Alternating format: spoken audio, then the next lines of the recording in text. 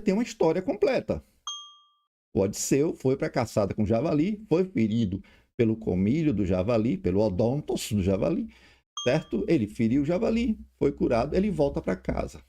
Quando ele volta, os pais perguntam: meu filho, como foi que você conseguiu essa cicatriz?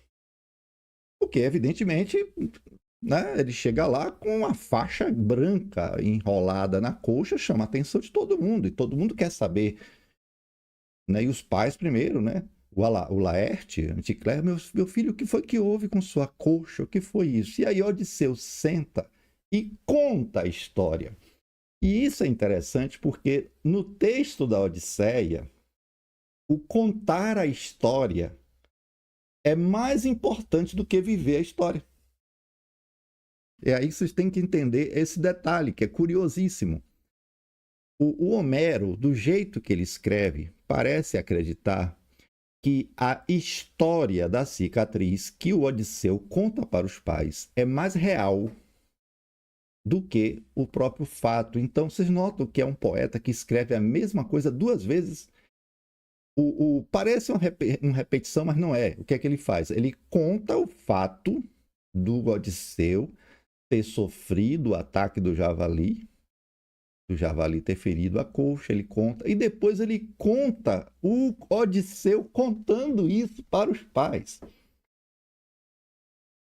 Vocês entenderam bem? Então temos dois estatutos aí: a cicatriz acontecida e a cicatriz narrada. Eu diria que a mais real aí é a narrada. E por que eu estou dizendo isso? Olha o texto, vamos voltar ao texto do Homero e preste atenção no que Homero escreve. E Odisseu contou-lhes como, numa caçada, o ferira um javali com um branco comílio. Essa parte aqui não é o ato em que Odisseu está caçando, é o ato em que Odisseu está contando. Olha o que ele diz depois. Esta cicatriz, ou seja, a cicatriz contada, reconheceu-a a anciã ao tocá-la com as palmas da mão. Isso é lindo, né? Ou seja, o que é real não é o fato biológico, não é a marca deixada na coxa. O que é real aí é a história que está por trás dessa marca.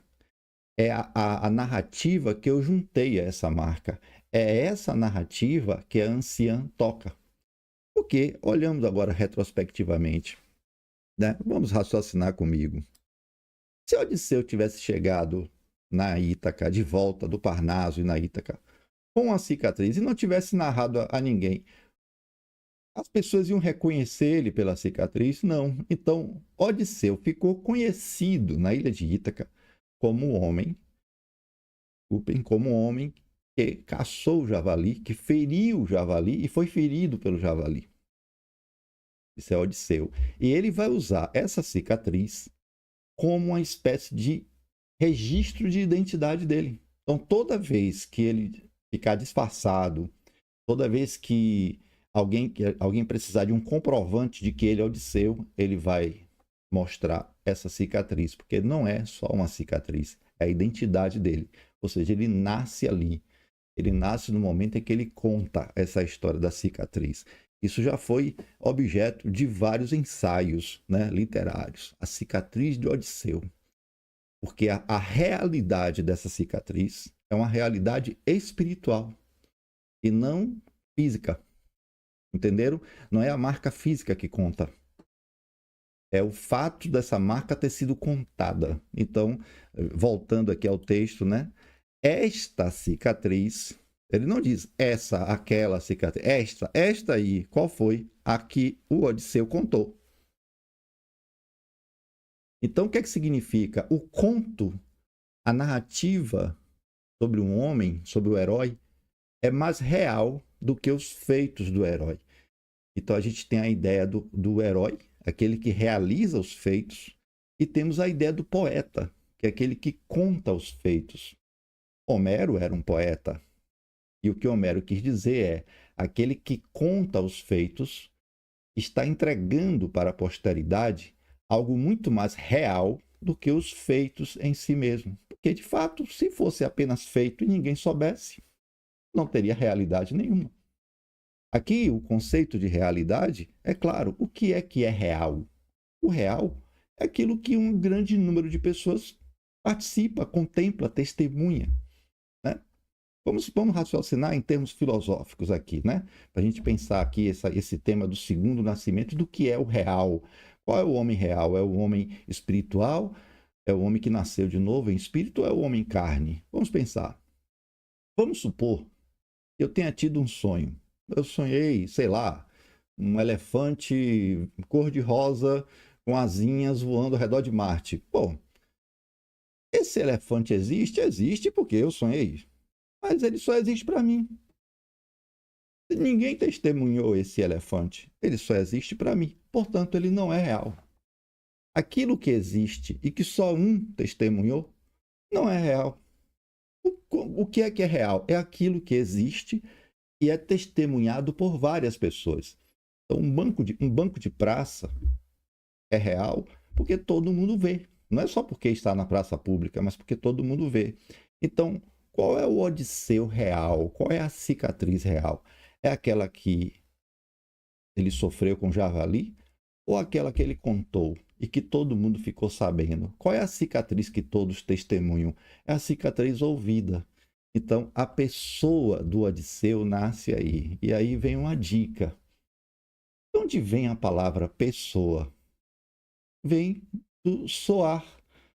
A gente tem que entender que personalidade tem a ver com a sonalidade, com o soar. Eu não sei quem você é, eu não sei qual é a sua pessoa enquanto eu não ouvir você soar, enquanto eu não ouvir você falar. Eu posso até ver alguém passando na rua, mas aí eu só conheço a figura. Mas para eu conhecer uma pessoa, eu tenho que ouvir ela narrar. Então, a pessoa do Odisseu não foi forjada no ato da caçada do javali. A pessoa dele, o momento que ele soou, é o momento em que ele contou essa história. Só se conhece uma pessoa depois de ouvi-la. Entenderam aí a sacada do Homero? O Homero foi muito inteligente ao armar o texto de uma forma a dizer: o Odisseu que me interessa, esse Odisseu que é público, que todos testemunham, é o Odisseu que soa, é o Odisseu das histórias contadas. Não é o Odisseu de carne, osso e unha, como a gente viu Manuel de Barros. Então, onde é que está o homem, o antropos? O que é que nos faz homens? É o fato de termos unha, carne e osso? Não. O que nos faz homens é o fato de sermos pessoa.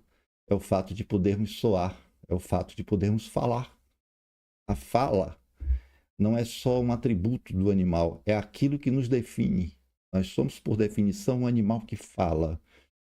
O falar nos dá a nossa realidade. Então, o Odisseu que me interessa é o Odisseu do qual falamos. É claro, isso me parece óbvio, porque afinal de contas estamos aqui falando de um livro que tem quase 4.000 anos de história. Ninguém aqui está interessado no Odisseu de carne e osso, certo? Inclusive, as narrativas da figura do Odisseu mostram que ele era uma pessoa muito desinteressante.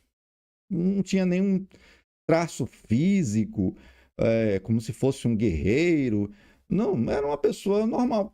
Inclusive, na Guerra de Troia, há um comentário sobre isso. Olhando para Odisseu, não, ninguém dá nada.